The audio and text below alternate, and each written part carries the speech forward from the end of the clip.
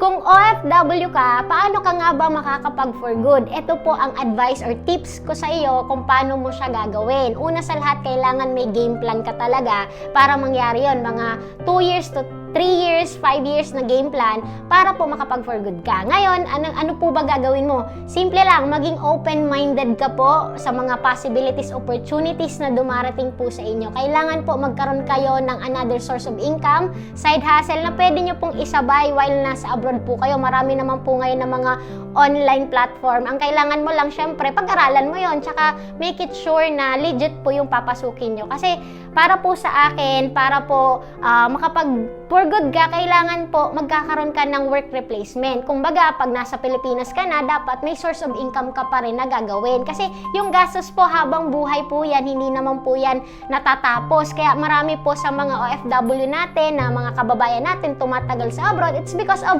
syempre po, kinukulang na din po sa sahod. At the same time, pag umuwi ng Pilipinas, wala naman po ditong source of income. Kaya nagiging option na lang po nila is tumagal sa abroad. Para po sa akin, OFW is not a lifetime job. Meron pong solusyon.